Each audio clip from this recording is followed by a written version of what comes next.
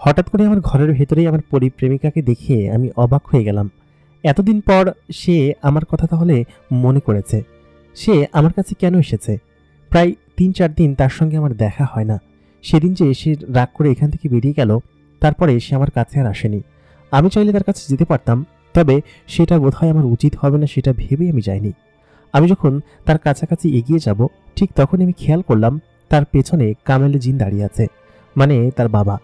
তাকে দেখে আমার বুকের ভেতর একটা বাড়ি মেরে উঠল, কারণ তার মেয়েকে সমেত এখানে আসার কারণ আমি বুঝতে পারছি না। তাহলে কি মেয়েটি সমস্ত কথা তার বাবাকে বলে দিয়েছে, নাকি ওর চাচাতো ভাই সমস্ত ঘটনা ওর বাবাকে বলে দিয়েছে, সেই জন্য এখানে এসেছে? এসব বিষয় চিন্তা করেই আমি ঘামতে লাগলাম। আমার যে ঘরটা সেটা যেন একরকমের অন্যরকম প্রশান্তিময় জায়গা, কিন্তু এর মধ্যেও টেনশনে আমি একদম ঘেমে একাকার। লোকটি আমার কাছে এগিয়ে আসলো, এগিয়ে এসে আমার দিকে তাকিয়ে আছে। আমার আর কিছু করার ছিল না ওই মুহূর্তে। আমি তখন তাকে বললাম যে আমি আসলে অপরাধ করে ফেলেছি।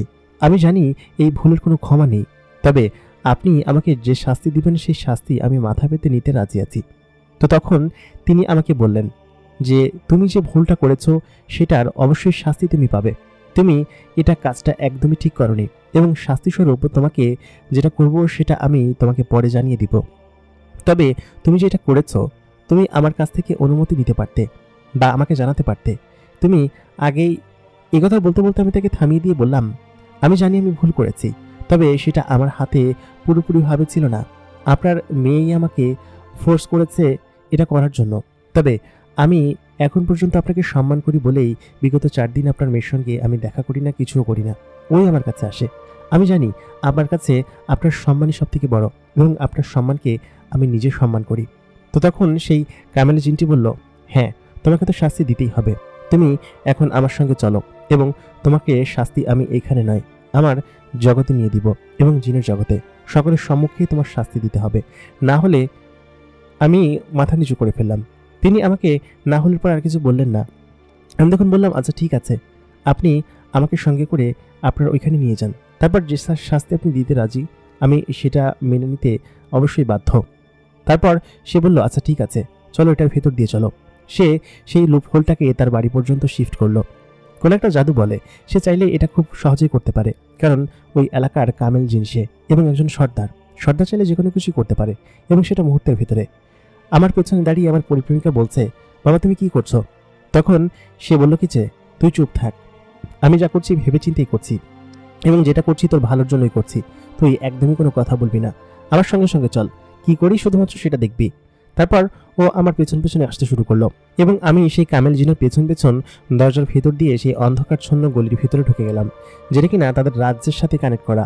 এবং আমি চাইলে যে কোনো দরজা দিয়েই হয়তো যে কোনো জিনের রাজ্যে যেতে পারবো, হয়তো আমার বোনের শ্বশুর বাড়ি, আর না হয় আমার ওই পরিপ্রেমিকার বাড়ি। তো সেটার সাথেই লুপ করা। তো ডান সাইডের যে দরজাটা, সেই দরজাটা দিয়ে ওদিকে যাওয়া সম্ভব। তো উনি সেদিক দিয়ে ঢুকে গেলেন। আমি সব জিনিস দেখে অবাক হচ্ছি না। আমি জানি আমি হয়তো শাস্তি পেতে চলেছি। শুধু শাস্তি নয়, আমাকে হয়তো আজীবন কারাগারে থাকতে হবে।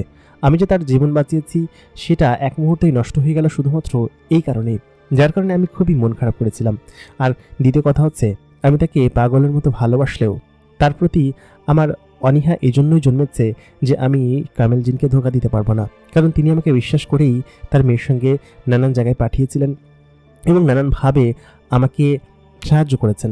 তো আমি তো তার সঙ্গে এরকম কোনো কাজ করতে পারি না যেটা কিনা তাকে সম্মান ছোট করা হয় এবং আমাকে এক প্রকার শাস্তিতে পড়তে হয়। সেটা ভেবেই আমার মন খারাপ ছিল। আমি মাথা নিচু করে সেই জগতে প্রবেশ করলাম, জিনের জগতে।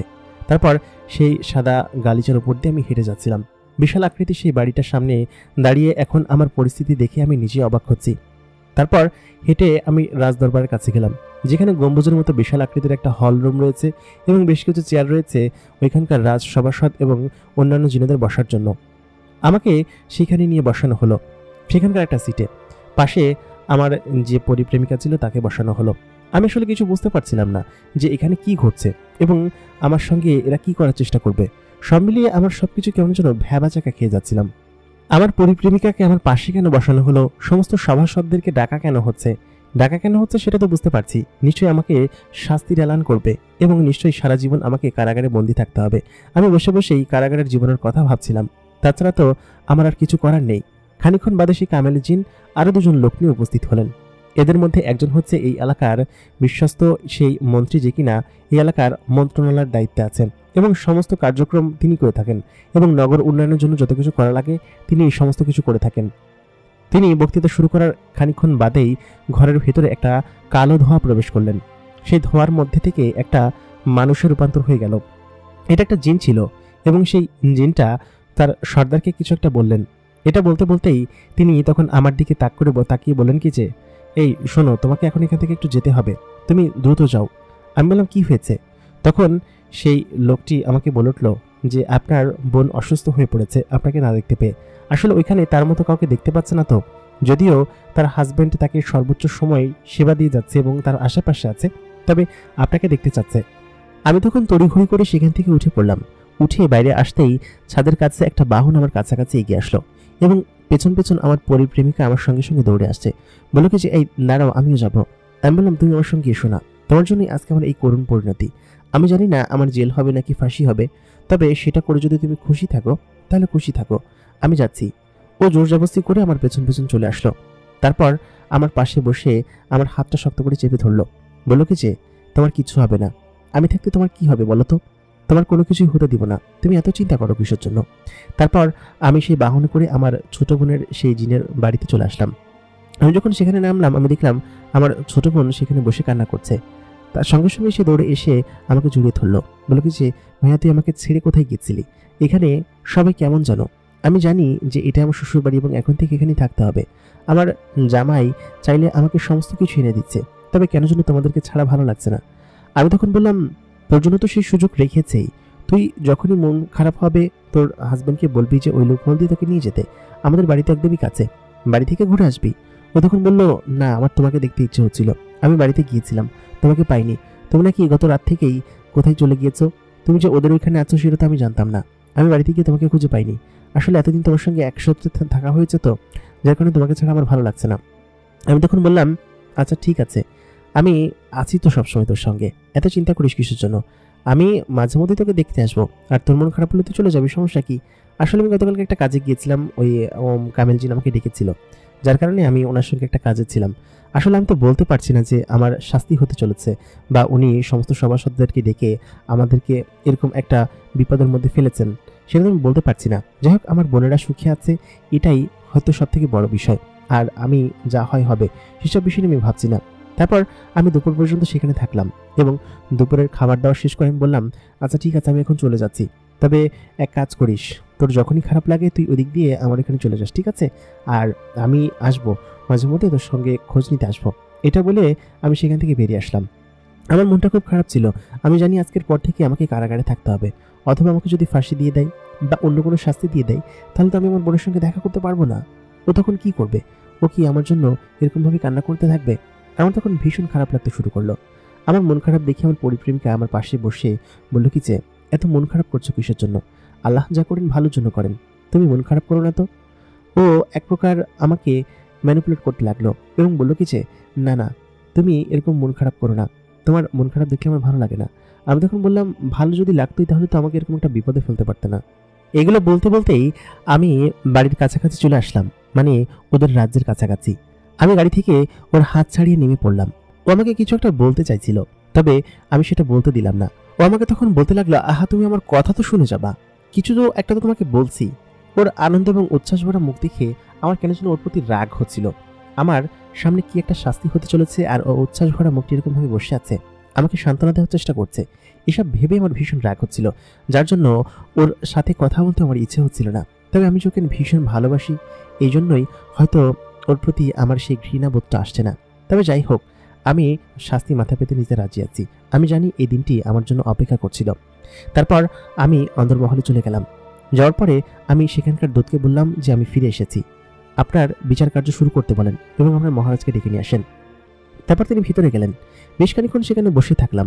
ও আমার কাছে এসে আমার সঙ্গে কথা বলতে চাইলো, তবে ওরা হাত ছাড়িয়ে দিয়ে আমি বললাম, তুমি এখান থেকে চলে যাও এবং তুমি আমার কাছে এসো না। ও অনেকটা মন খারাপ করে এখান থেকে বেরিয়ে গেল, কারণ ওর সঙ্গে আমি খারাপ ব্যবহার করেছি। বেশ খানিকক্ষণ সেখানে বসে থাকার পর সেই কামেল জিন এবং সমস্ত সভাসদরা উপস্থিত হলেন। সকলকে আবার বসানো হলো। মাঝখানে বেশ খানিকটা সময় পেরিয়ে গেল। আমাকে এবং সেই পরিপ্রেমিকাকে পাশে বসানো হলো আবার পুনরায় আগের মতো, এবং বসিয়ে তারা তাদের কথাবার্তা শুরু করলেন এবং সেই কামেল জিন সকলকে বলতে লাগলেন, আপনাদের পাশে যে ছেলেটি বসে আছে, আপনারা অনেকেই জানেন যে এই ছেলেটি একসময় আমার জীবন বাঁচিয়েছিল এবং পরবর্তীতে আমার মেয়ের জীবনও বাঁচিয়েছিল, এবং এক প্রকার আমরা তার কাছে ঋণী। তো সে একটা অপরাধ করেছে, যে অপরাধের শাস্তি আমি তাকে দিব, এবং এর আগে যেসব কাজ করেছে তার সেগুলোকে ছাড়িয়েও সে একটা বড় অপরাধ করে ফেলেছে। সেই অপরাধের শাস্তি আমি তাকে দিব এবং আপনারা সেটা নজির রাখবেন, এবং আপনাদেরকে এই কারণে এখানে উপস্থিত করা হয়েছে। এর মধ্যে থেকে একজন সভাসদ বলে উঠলেন যে সে কি অপরাধ করেছে সেটা আমরা শুনতে চাই। একজন ব্যক্তি আপনার জীবন বাঁচিয়েছে, আপনার মেয়ের জীবন বাঁচিয়েছে, তার থেকে তার অপরাধটা নিশ্চয়ই বড় হতে পারে না। তো তখন তিনি থামিয়ে দিয়ে বললেন, হ্যাঁ, তার অপরাধটাই আমার কাছে বড়, এবং সেটার শাস্তি আমি তাকে দিতে চাই। তার অপরাধ হচ্ছে সে আমার মেয়েকে পছন্দ করে এবং আমার মেয়েকে ভালোবাসে, এটাই হচ্ছে তার অপরাধ, এবং সে এটার জন্য অবশ্যই শাস্তি পাবে। আমি তাকে অবশ্যই শাস্তি দেব। এই কথা বলার পর আমার মাথা নিচু হয়ে গেল, কারণ এই কথা শোনার আগে আমার মনন হলে হয়তো খুব ভালো হতো। তারপর তিনি যখন তার মুখ দিয়ে এই কথাটা বের করলেন, আমি সঙ্গে সঙ্গেই মুখ তুলে তাকালাম। তিনি তখন বললেন, তার শাস্তিস্বরূপ আমার মেয়ের সঙ্গে তাকে আমি বিয়ে দিব। এই কথা বলার পর আমার চোখ যেন ছানা বড়া হয়ে গেল এবং চোখ কপালে উঠল, চক্ষু চরগাছ অবস্থা। আমি তখন মুখ তুলে ওই পরিপ্রেমিকার দিকে তাকালাম।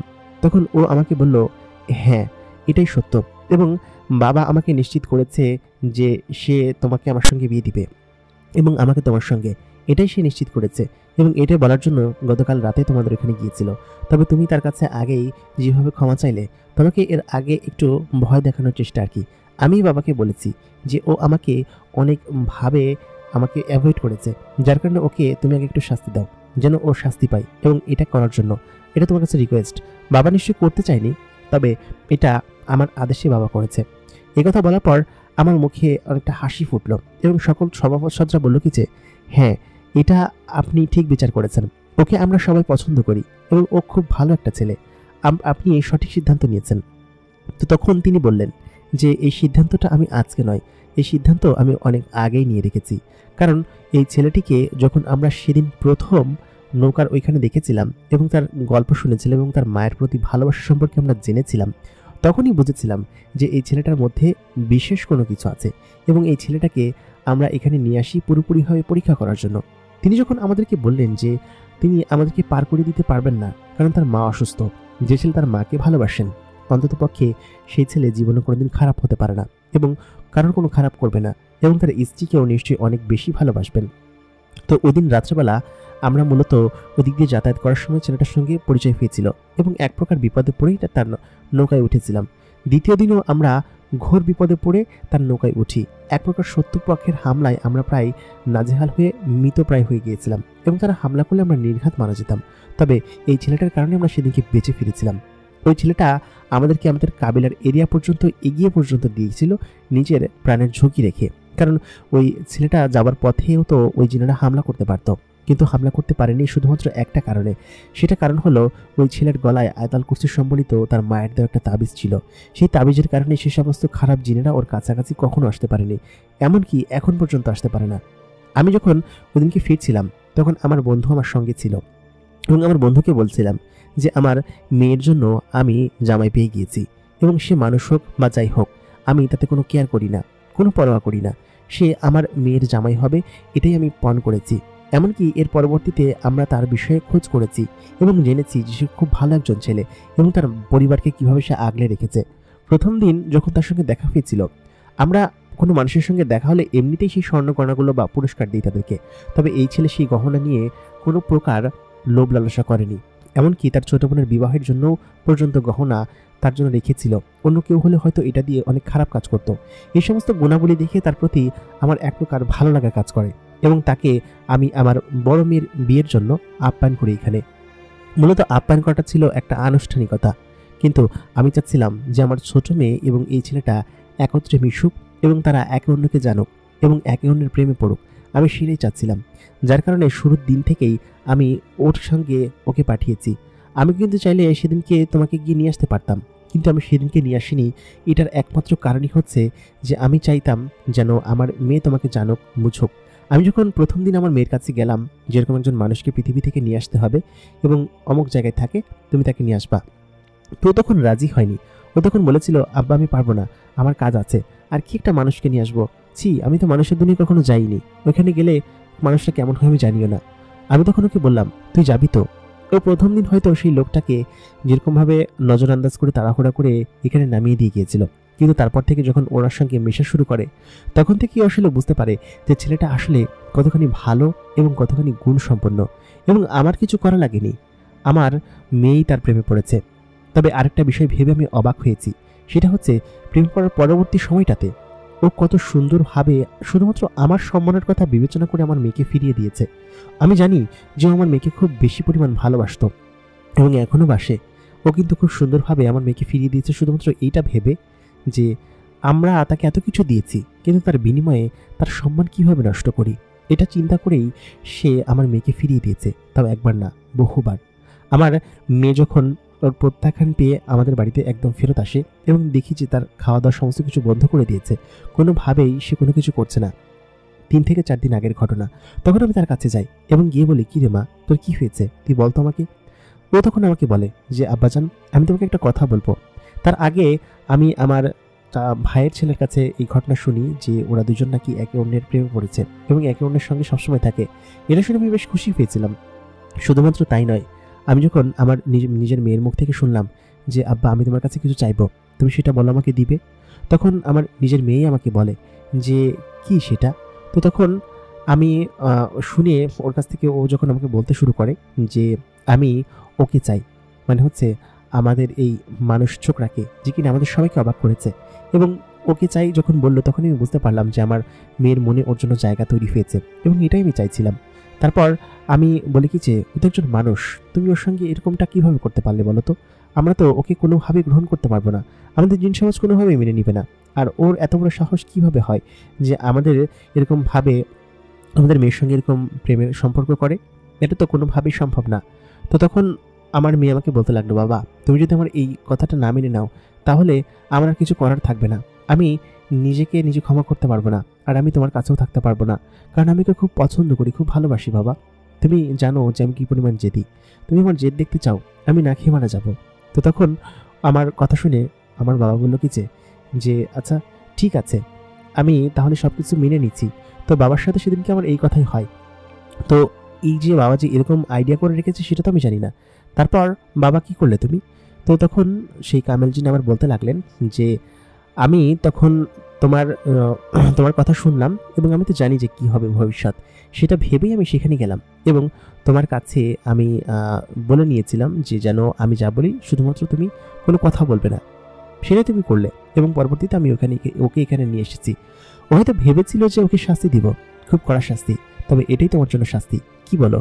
এটা বলতেই সকলে সেখানে হেসে দিল এবং আমার মুখের মধ্যেও এক ধরনের সূর্যের কিরণ ফুটে উঠল। আমি তখন বললাম যে আমি আসলেই চাইনি যে আপনার সম্মান ক্ষুণ্ণ হোক, এই কারণে হয়তো আমি আপনার মেয়েকে ফিরিয়ে দিয়েছি। তবে আপনি যে আমাকে এতখানি পছন্দ করেন সেটা আসলে আমি জানতাম না।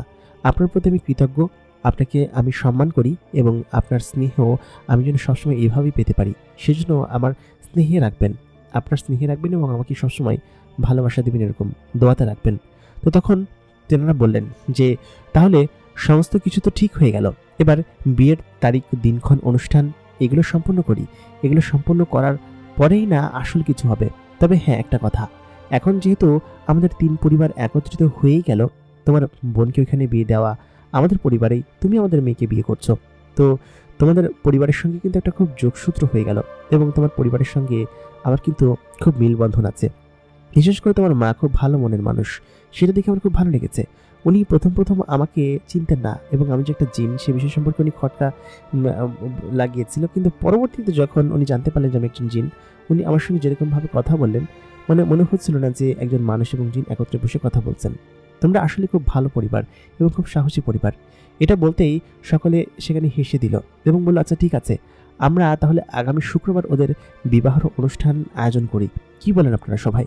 যেহেতু আমার বড় মেয়ের বিয়ের অনুষ্ঠান কিছুদিন আগে হয়েছে, মাস 1.5 হলো, আর ছোট মেয়ের অনুষ্ঠান দিতে পারলে হয়তো আমি দায়িত্ব থেকে বাঁচি এবং আমি আমার বিশাল একটা দায়িত্ব পূরণ করে ফেলতে পারি। তো তখন এই কথা বলতে সকলে বলল বাহ বাহ, এটা খুবই ভালো প্রস্তাব, আজকে যেহেতু শনিবার, আগামী শুক্রবার আর মাত্র 6 দিন হাতে সময় আছে। 6 দিনের ভিতরে ওদের বিয়ের অনুষ্ঠানের আয়োজন করা হোক। আমি ভীষণ খুশি ছিলাম। সকলে একে একে ওখান থেকে উঠে যেতে লাগলো। সবার শেষে আমি এবং আমার পরিপ্রেমিকা বসে লাগলাম। তখন ও আমাকে বলল, দেখেছো বাবা আমাদের দুজনের সঙ্গে কিভাবে প্র্যাঙ্ক করলো। উনি তোমাকেও বোকা বানিয়েছেন, আমাকেও বোকা বানিয়েছেন। উনি আসলে আমাকে কিন্তু শুরু থেকে এটা বলেননি যে আমাকে তোমার কাছে পাঠিয়েছেন শুধুমাত্র তোমাকে পছন্দ করার জন্য, আর তোমাকেও আমার সঙ্গে মিশতে বলেছেন শুধুমাত্র যেন তুমি আমাকে পছন্দ করো। তবে এটা কি সত্যি এক প্রকার ভালোবাসা হয়ে গেল না? মানে নিজের অজান্তেই আমরা দুজন একে অন্যের প্রেমে পড়ে গেলাম। অথচ আমার বাবা কি পরিমাণ চালাকি করলো বলো তো। আমি তখন বললাম, জি সেটা তো আমি বুঝতেই পেরেছি, এবং কি পরিমাণ চালাকি করেছে। তো তখন ও আমার হাত শক্ত করে জড়িয়ে ধরলো। তারপর বলল, চলো আমরা ঘুরে আসি, এখানে ভালো লাগছে না। এখন তো সমস্ত কিছু রেডি, কাজীও রাজি, বরবউ রাজি, এখন আর কি সমস্যা আমাদের। তাই বলে ও আমার হাত ধরে সঙ্গে সঙ্গে সেখান থেকে গায়েব হয়ে গেল এবং এক নিমিষেই আমাকে সেখান থেকে নিয়ে অন্য একটা জায়গায় চলে আসলো। যে জায়গায় আমি এবং ও এসেছি সেটা গহীন একটা ঘন বন, এবং সেই ঘন বনের ভিতরে একটা ঘর রয়েছে। তখন ও আমাকে বলল, এই ঘন বনের ভিতরে আমি মাঝে মধ্যে আসি, এই জায়গাটা নিরাপদ। আমাদের ওই বনের ভেতরেই, যেখানে আমরা আমাদের জাতীয় ফলটা খেয়ে থাকি। জাতীয় ফলের বাগান যেটা দেখেছিল ওটা পেছনে ছিল, আর এটা হচ্ছে সামনের সাইড, এবং এই সাইড থেকেই আমরা মূলত গোপন কোনো কিছু করে থাকি। এখন তোমার সঙ্গে আমি গোপন কোনো কিছুই করব, সেজন্য আমি এসেছি। সেদিন আমার চাচাতো ভাই সেখানে আমাদেরকে দেখে ফেলেছিল, এই জন্য ওইখানে আর যাব না। তখন ও আমাকে টেনে ওর কাছে নিল, বলল কি যে আমি তোমাকে এখন ভালোবাসবো, তুমি কোনো কথা বলবে না। এতদিন তুমি আমাকে অনেক কষ্ট দিয়েছো, এই 3-4 দিন তোমার শাস্তি স্বরূপ তোমাকে এখন আমার সঙ্গেই থাকতে হবে, কোথাও তুমি যেতে পারবে না। তাই বলে ও আমাকে টেনে এসে ঘরের ভিতরে নিয়ে গেল। তারপর যা হবার তাই হলো, ও আমাকে আদর করতে বলল, এবং যা হবার সেটাই ঘটে গেল। তারপর বেশ খানিকক্ষণ সেখানে আমরা কাটালাম। প্রায় সন্ধ্যা সন্ধ্যা নেমে এসেছে। তারপর রাত্রি নেমে আসলো, আকাশে ভরা জ্যোৎস্না। আমি এবং ও একত্রে বসে আছি জ্যোৎস্নার পাড়ে। তারপর ও আমাকে বলল, এখন যে কি পরিমাণ প্রশান্তি লাগছে আমি বলে বোঝাতে পারবো না। সত্যি এবার হয়তো আমাদের পরিপূর্ণতাটা হবে, এবং আমার খুবই ভালো লাগছে, খুবই আনন্দ লাগছে। এই কথা বলতে বলতেই ওর সেই চাচাতো ভাই আরো কয়েকজন জিন্নি সেখানে হাজির হয়ে গেল। তারপর বলল, তোরা বিয়ে করবি? কোনোদিন সেটা আমি হতে দিব না। আমি ওকে এখনই এখান থেকে নিয়ে গায়েব করে দিব, এবং তুই কিছু করতে পারবি না। প্রায় 7-8 জন জিন ওর সঙ্গে এসেছে, এবং আমরা আজকে যেখানটায় এসেছি এই জায়গা থেকে হয়তো কাউকে সাড়া দিলে সে শুনবে কিনা আসলে আমার জানা নেই। এই কথা বলতে বলতেই সেই পরিপ্রেমিকার যে চাচাতো ভাই আছে সে তখন জানালো যে তোদেরকে আজকে কেউ বাঁচাতে পারবে না। আজকে আমি তোকে নিয়ে রেপ করব, এবং সেই সাথে ওকে আমি মেরে ফেলবো, এবং তোকে আমি কখনো ফেরত দিয়ে যাব না। আমি এমন জায়গায় নিয়ে যাবো, তোকে আটকে রাখবো যে কেউ তোকে দেখতে পারবে না। আমি তখন বললাম যে তুই আমার সামনে থেকে আমার পরিপ্রেমিকাকে নিয়ে যাবি? এত বড় সাহস তোর, তোর এত বড় ক্ষমতা হয়ে গিয়েছে। একথা বলতেই ওরা সকলে হেসে দিল, যে বলল যে সামান্য একজন মানুষ কি বলে শোন। মানুষ কি বলে, তোকে মেরে এখানে টুকরো টুকরো করে ফেলবো, তুই একজন মানুষের জিনেদের সঙ্গে পাট্টা নিচ্ছিস। একথা বলেই আমাকে সদর একটা থাপ্পড় মেরে দিল। তারপর আমি ঘুরে পাশে পড়ে গেলাম। আমার পরিপ্রেমিকা আমাকে বলল, এই তোর এত বড় সাহস? ওর চাচাতো ভাইকে বলে আমার কাছে এসে আমাকে সঙ্গে সঙ্গে উঠালো, এবং তখন ওর চাচাতো ভাই বলল যে আমি তো যা করার করবই, আমি তোকে ছোটবেলা থেকে পছন্দ করে আসছি, আর সেদিনকের ছোকরা ওর বয়স আমার থেকে 3 গুণের কম হবে। আমার বয়স প্রায় 80-90 বছর, আর ওর বয়স মাত্র 23-24 বছর। ও আমার প্রেমিকাকে বিয়ে করবে, যাকে আমি ছোটবেলা থেকে পছন্দ করে এসেছি, ভালোবেসে এসেছি। আমি তখন ওকে বললাম যে তুই সাহস থাকলে আমার প্রেমিকাকে আমার কাছ থেকে নিয়ে দেখা, আর তুই কোনোদিন ওকে আমার কাছ থেকে নিয়ে যেতে পারবি না। এটা বলতে বলতেই 4 জন জিন আমার চাপা ধরে একদম উপরে উঠে ফেললো, এবং আরো 2 জন জিন আমার প্রেমিকাকে ধরে ওইখান থেকে নিয়ে অন্য একটা জায়গায় নিয়ে যাচ্ছিল। মানে আমাদের দুজনকে দুদিকে নিয়ে যাচ্ছিল। আমি তখন সঙ্গে সঙ্গেই আমার যে শক্তি ছিল, মানে হচ্ছে যে পাওয়ার ছিল, সেই পাওয়ার দিয়ে আমার যে বাহনটা আমাকে সবসময় আমার কাছে রেখেছিল, সেই বাহনটা আমি ডাক দিলাম। যদিও এই জঙ্গলের ভিতরে সেই বাহনটা আসবে কিনা আমি জানি না, আমি চাইলে সেই বাহনে চড়ে এখান থেকে চলে যেতে পারবো, এবং সাথে সাথে সেই বাহনটা সেখানে উপস্থিত হয়ে গেল। আমি সেই 4 জনকে লাথি দিয়ে এবং হাত পা ছড়িয়ে সেখান থেকে ফেলে সেই বাহনের উপর অল্পের জন্য পড়লাম আর কি, নাহলে মাটিতে পড়তাম। বাহনটা আমাকে বাঁচিয়ে নিল, এবং সেই বাহনের যেসব রক্ষীরা ছিল, মানে হচ্ছে যে পশুগুলো সেই বাহনগুলো চালাতো, আমি তখন বললাম যে আমার পরিপ্রেমিকাকে ওদিকে নিয়ে যাচ্ছে সেদিকে নিয়ে যা, এবং ওইখানে গিয়ে তারপর আমাকে ওকে বাঁচাতে সাহায্য কর। তখন ওরা সেখানে নিয়ে গেল, এবং এক প্রকার একটা ধাক্কা দিয়ে আমার পরিপ্রেমিকাকে সেই বাহনের উপর আমরা চড়িয়ে ফেললাম। তারপর সেই গহীন ঘন জঙ্গলের ভিতর দিয়ে আমরা আরেকটু ভেতরের দিকে চলে গেলাম। ওইটার পরে আমাদের যাওয়া নিষেধ, তবে আমাদের এই বিপদ থেকে উদ্ধার হতে হবে। ওই সেই ঘন জঙ্গল, যে ঘন জঙ্গলের ভিতরে সাধারণত কোনো জিনেরা প্রবেশ করতে পারে না, আর মানুষ তো দূরের কথা। তারপর সেই ঘন জঙ্গলের ভিতরে আমরা দুজন প্রবেশ করে ফেললাম এবং তারা আমার পেছন পেছন আসতে শুরু করলো। আমরা যে কখন মারামারি করতে করতে ওই ঘন জঙ্গলের ভিতরে ঢুকে গিয়েছি আমরা দুই দলের কেউই জানি না। তারপর আমি এবং আমার পরিপ্রেমিকা সেখানে নামলাম, কারণ ওর পরে আর যাওয়ার কোনো অবস্থা নেই। সামনে বিরাট আকৃতির নদী এবং আমরা বুঝে গিয়েছি যে এর পরে গেলে নির্ঘাত আমাদের মৃত্যু হবে, সকলের মৃত্যু হবে। ওরা যেখানে চলে এসেছে সেটা ওরা বুঝতে পারেনি। আমাদের যখন 4-5 জন জিন ঘিরে ফেললো, এদের মধ্যে থেকে 2-3 জন জিন বলল, এই ঘন জঙ্গলে থাকলে আমরা নির্ঘাত মারা পড়বো। এখানে জিন খাদক অনেক ধরনের জন্তু আছে, তারা কিনা জিনকে খেয়ে থাকে, এবং একবার যদি তারা জিনের গন্ধ পায় তাহলে এসে অবশ্যই আমাদেরকে খেয়ে ফেলবে। এই মানুষের বাচ্চাটাকে তো কিছু করবে না, কারণ ওরা শুধুমাত্র জিনের মাংস খায় এবং জিনকে খায়। তো এই কথা শুনে আমি তখন খানিকটা সাহস পেলাম।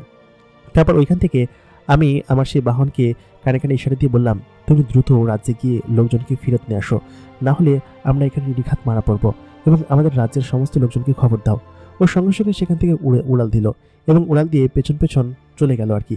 ওদের ওইখান থেকে 3-4 জন জিন ভয় পেয়ে সেখান থেকে উড়ে বেরিয়ে গেল, কিন্তু তখনও সেখানে 4-5 জন জিন এবং ওর চাচাতো ভাই সেখানে ছিল, এবং তারা আমার উপর আক্রমণ করলো। এক প্রকার মেরে আমাকে প্রায় রক্তাক্ত প্রায় করে ফেললো এবং সঙ্গে সঙ্গেই আমাকে অনেকভাবে হেনস্থা করার চেষ্টা করলো। আমি অনেক শক্তি দিয়ে তাদের সঙ্গে লড়ার চেষ্টা করছিলাম, কিন্তু কোনোভাবে পারছিলাম না। তারপর আমার স্মরণ হলো যে আমি যদি আয়াতুল কুরসি পড়ি তাহলে কি আমি এই বিপদ থেকে উদ্ধার হতে পারবো।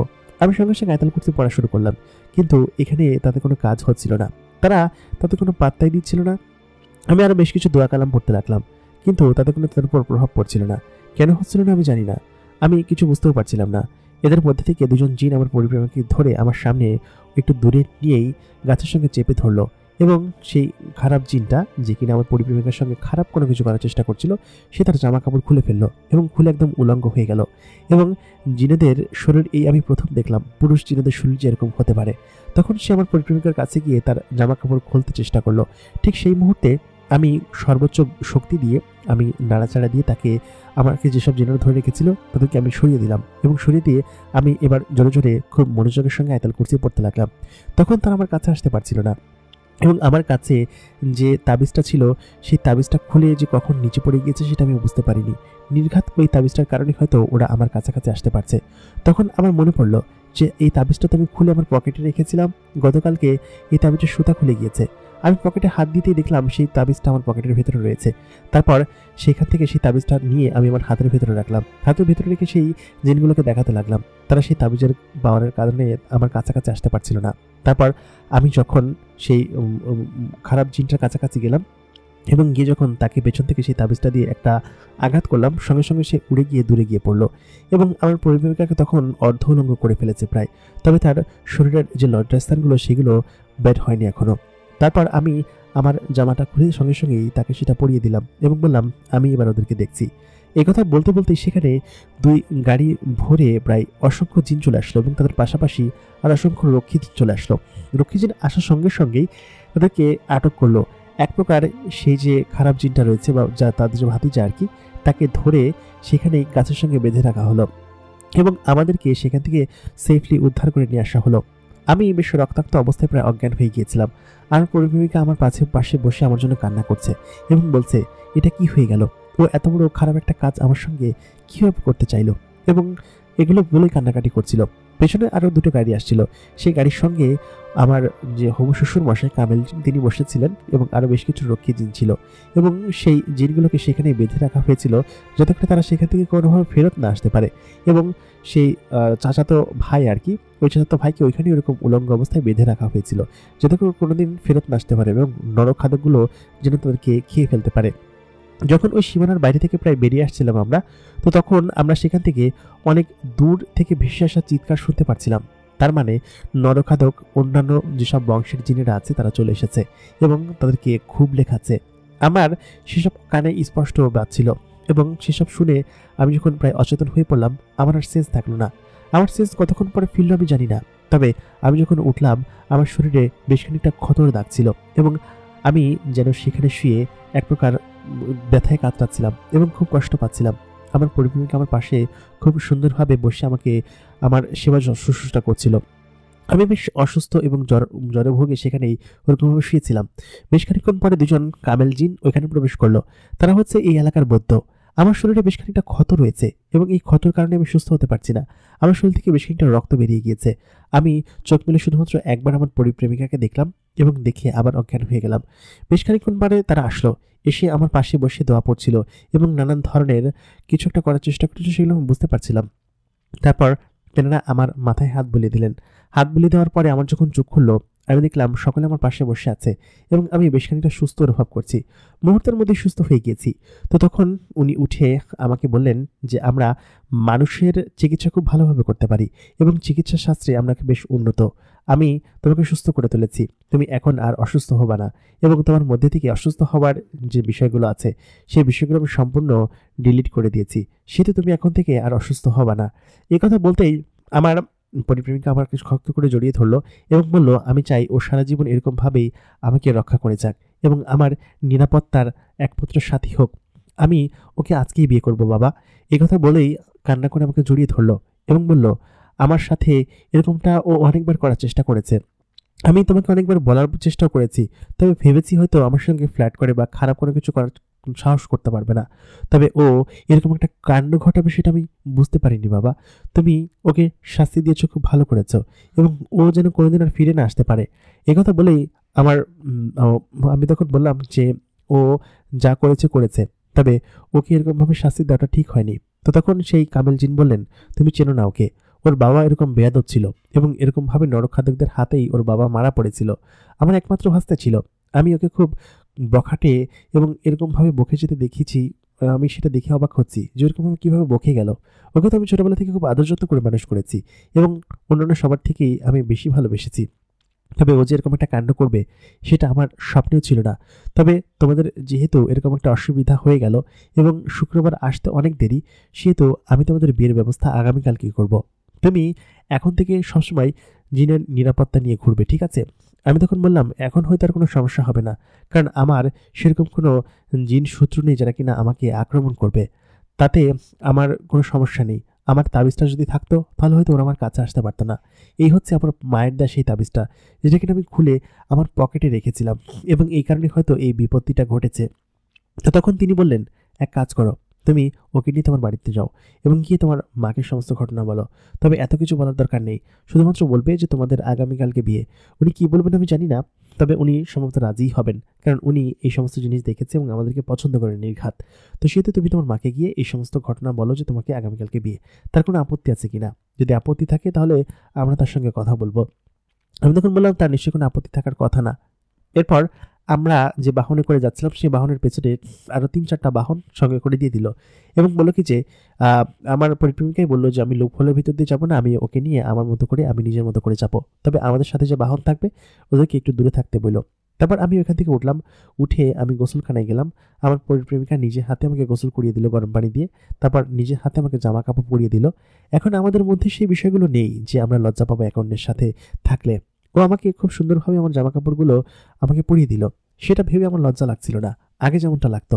এবং আমি ওকে বললাম না, ওকে দেখতে এত সুন্দর লাগছিল, কেন জানি না ওকে দেখতে অসম্ভব রকম সুন্দর লাগছে। ও নিজেও আমার প্রতি একটা অন্যরকম ভরসা করে ফেলেছে। তারপর আমি যখন গিয়ে আমাদের বাড়িতে পৌঁছালাম, আমি দেখলাম আমার মা শুয়ে আছে। তখন বলল কি রে বাবা, তুই কোথায় ছিলি? আমাকে না বলে যে কোথায় চলে যাস কিছুই বুঝি না। আমি তখন বললাম আম্মা, আমি কোথায় যাই সেটা তুমি খুব ভালোভাবেই জানো। তুমি আমার জন্য অপেক্ষা করো না।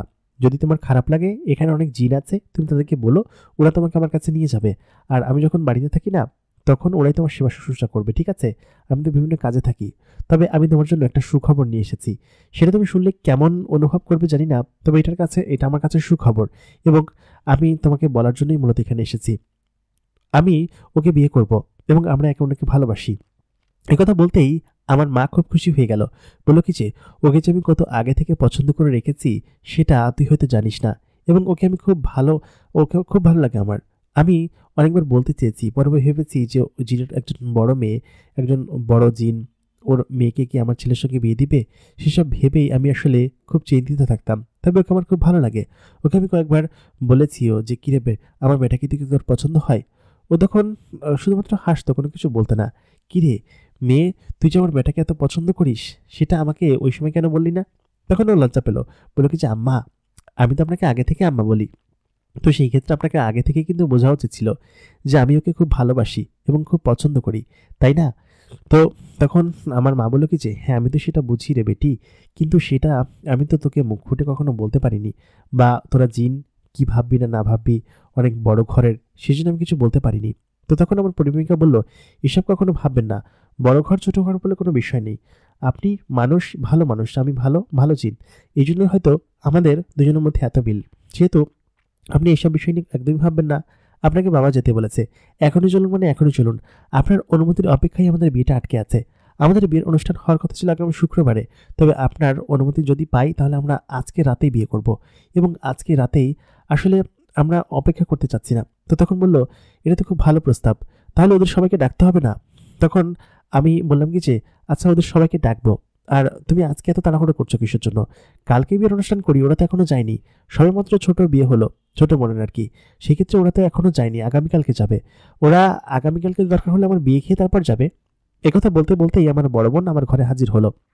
তারপর বলল, আরে তুমি এখানে, তোমরা কি কথা বলছো? আমি তখন বললাম, তোর জামাই এবং তোর ছোট বোনের যে জামাই আছে সকলকে ডেকে নিয়ে আয়, একটা খুশি সংবাদ আছে। একথা বলতে বলতেই সকলে এসে সেখানে উপস্থিত হলো। বললো কি যে কি খুশি সংবাদ? আমি তখন বললাম, ওর সঙ্গে আজকে আমার বিয়ে, তোমরা কি আজকে আমার সঙ্গে যেতে পারবা? তো তখন আমার দুলাভাই যারা আছে তখন বলল, আবার জিনের দুনিয়ায় যেতে হবে? গতবার যে আমাদের যে অবস্থা, আমরা তো ভীষণ ভয় পেয়ে আছি। আমি তখন বললাম, দুলাভাই এত ভয় পাওয়ার কিছু নেই, তোমার একমাত্র শ্যালকের বিয়ে, এত ভয় পাচ্ছ কিসের জন্য? আর একটা পরীর তো বিয়ে হচ্ছে। তখন আমার বড় বোন বলল, সত্যি আমরা তোকে অনেক পছন্দ করেছিলাম রে, তোর সঙ্গে যে বিয়ে হচ্ছে সেটা আমরা সকলে ভেবেছিলাম, তবে বিয়ে যে হবে সেটা আমরা কখনো ভাবতে পারিনি। সত্যি তোর পরিবার রাজি তো? তখন আমার পরিপ্রেমিকা বলে উঠলো, পরিবার যদি রাজি না হতো তাহলে কি এখন এত গৌরবের সঙ্গে তোমাদের সঙ্গে কথা বলতে আসতে পারতাম আপু, বলো? তখন আমরা সকলে হেসে দিলাম এবং বললাম, আচ্ছা ঠিক আছে চলো, এত কথা বলতে হবে না, আমাদের খুব দ্রুত ওইখানে পৌঁছাতে হবে, এবং যদি সম্ভব হয় তাহলে আজকে রাতেই আমরা বিয়েটা করব। তো তখন আমরা সকলে মিলে সেই লুপ হোলের ভিতর দিয়ে আমাদের সেই পরিপ্রেমিকার রাজ্য, সেই ক্যামেলডিনের রাজ্যে প্রবেশ করলাম, যেখানটায় হচ্ছে আমরা আমাদের বিয়ের অনুষ্ঠান হবে। তো সেখানে যাওয়ার পর আমাদের সকলকে ওইখানকার সকলে সাদরে আমন্ত্রণ করলো এবং বলল কি যে আপনাদের সকলের জন্যই অপেক্ষা করছিলাম, তবে এখানে আরও দুটো বিষয় আছে। আজকে যদি আমরা বিয়ের অনুষ্ঠান আয়োজন করি তাহলে খুব সাদামাটাভাবে হয়ে যাবে। আমি চাচ্ছি না আমার ছোট মেয়ের বিয়ে এত সহজ সরলভাবে দেই, আমি চাই ওদের অনুষ্ঠান খুব ধুমধাম করে হোক, আমার বড় মেয়ের মতো।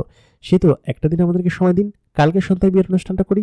আজকে যেহেতু অলরেডি প্রায় 8টা বেজে গিয়েছে, চাঁদ একদম মাথার উপর এসে পড়েছে, এখন বললে হয়তো অনেকে আসতে পারবে না, সেহেতু আমরা আজকে এটা দুধ দিয়ে পাঠিয়ে দিই এবং বাকি বিয়ে শাদীর ব্যাপারের বিষয়টা কালকে হবে, ঠিক আছে? তখন আমি বললাম, জি সেটা করাই ঠিক হবে। তো তখন আমার বড় বোন এবং দুলাভাই বলল যে হ্যাঁ, বিয়ে করার জন্য কি লাফালাফি দেখো, কালকেই কেন করতে হবে, 1 সপ্তাহ পরে করলে কি হয়? আমরা দরকার হলে অফিস থেকে ছুটি নেই, আমরা থাকি এখানে, এখানে থাকতে তো আমাদের সমস্যা হচ্ছে না। আমি তখন বললাম, হ্যাঁ দুলাভাই, তুমি তো আসতেই চাইতেছিলে না, আর এখন এখন এখানে থাকতে চাচ্ছ তাই না? তো তখন আমার বউ বলে উঠলো, মানে হচ্ছে পরিপ্রেমিকা, যে কিনা আমার হবু বউ হতে চলেছে।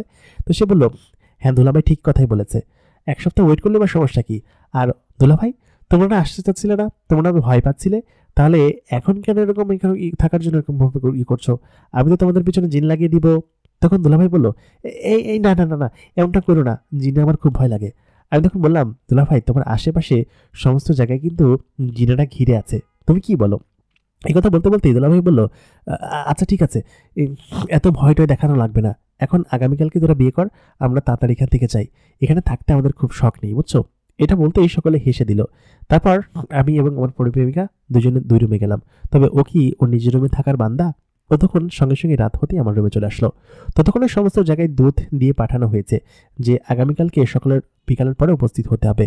আমার ছোট বোন এবং আমার যে পরিপ্রেমিকার বড় বোন, তাকে উপস্থিত হওয়ার জন্য বলা হয়েছে আগামীকাল দুপুরের ভেতরেই। তো আমার ছোট বোন যখন এই খবর পেল তখন আর দুপুরের জন্য অপেক্ষা করেনি, ওই রাত্রের বেলায় তারা আমাদের বাড়িতে চলে এসেছে, মানে হচ্ছে আমার পরিপ্রেমিকা যেখানে আমাদের বিয়ে হবে সেই জায়গাটায় চলে এসেছে এবং এসে বলে কি যে, ভাইয়া আমার আপুকে না সেই সময় থেকে খুব পছন্দ, তুই যে তাকে পছন্দ করেছিস, এখন থেকে তাহলে আমরা একই জায়গায় থাকবো, আমার আর কিন্তু খারাপ লাগবে না। আমি কিন্তু এখন আমার আমার ভাবির সঙ্গে গল্প করব, এখন তো সে আমার আপু না, এখন তো সে আমার ভাবি, আমি কিন্তু তার সঙ্গে গল্প করবো এবং তার সঙ্গে থাকবো, বুঝতে পারছো? আমি বললাম, হ্যাঁ বুঝতে পারছি। একটা পাগল। আচ্ছা ঠিক আছে, তোরা এত তাড়াতাড়ি চলে এসেছিস এই মধ্যরাতে। তখন আমার পরিপ্রেমিকা কিন্তু আমার নিজের রুমের ভিতরেই আমার সঙ্গে শুয়ে আছে, এবং বিয়ের আগের দিন রাত্রেও যে কোনো মেয়ে এতটা পাগল হতে পারে শারীরিক সম্পর্ক করার জন্য, সেটা ওকে না দেখলে বোঝা যায় না। ও আমার সঙ্গে এরকমভাবে শুয়ে আছে। আমি তো সেটা বলতে পারছি না। আমি সঙ্গে সঙ্গেই বললাম যে, আচ্ছা ঠিক আছে, এখন যা, কালকে কথা বলবো। আমি ওর কাছে গিয়ে আবার ওকে আদর করতে লাগলাম। তারপর আমরা ঘুমিয়ে পড়লাম এবং পরবর্তী দিন ঘুম ভাঙলো সকলের ডাকে।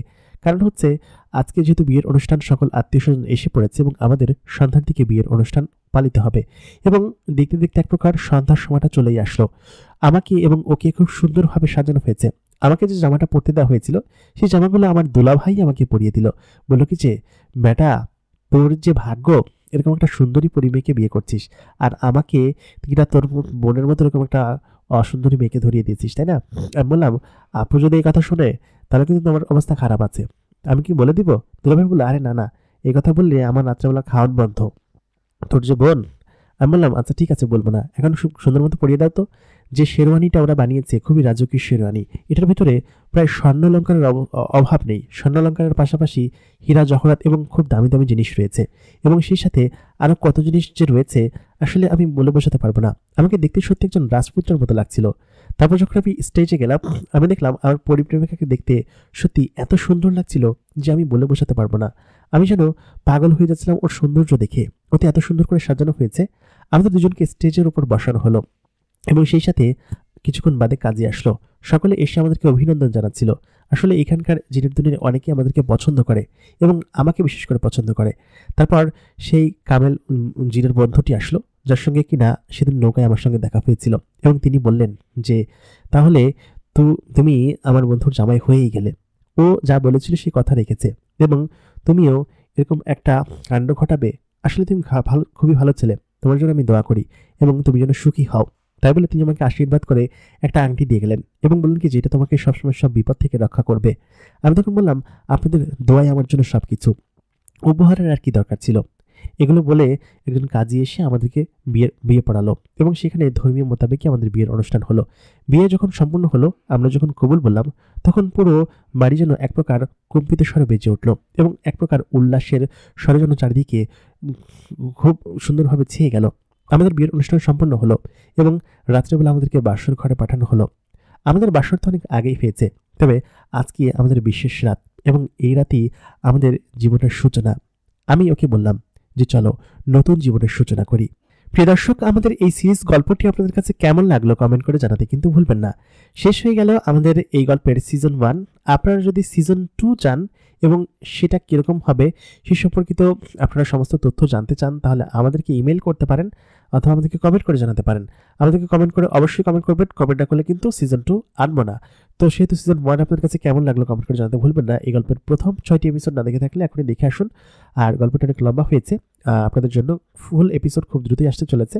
তো দ্বিতীয় সিজন দেখার আমন্ত্রণ রইল। দ্বিতীয় সিজনে কী হবে জানতে হলে অবশ্যই বেশি বেশি করে কমেন্ট করতে হবে। এই ভিডিওতে আপনারা বেশি বেশি করে কমেন্ট করুন, তাহলে দ্বিতীয় সিজন খুব শীঘ্রই চলে আসবে। দেখা হবে দ্বিতীয় সিজনে। আর স্বাভাবিক গল্পে আমরা ফিরে যাব আগামীকালকে থেকে, পরশু দিনকে থেকে। তো স্বাভাবিক গল্পে আপনাদের সবাইকে আমন্ত্রণ রইল। এই পুরো গল্প সিরিজে কণ্ঠে আমি আর জে ইমরান আপনাদের সঙ্গে ছিলাম, এবং লেখক হিসেবে আমি আর জে ইমরান আপনাদের সঙ্গে ছিলাম। আশা করি আপনাদের গল্প এবং আমার সমস্ত বিষয় আপনাদের ভালো লেগেছে। ভালো লাগলে অবশ্যই আমাদের ভিডিওতে কমেন্ট করবেন, লাইক করবেন, শেয়ার করবেন, এবং আমাদের সঙ্গে থাকবেন। দেখা হবে পরবর্তীতে। খোদা হাফেজ।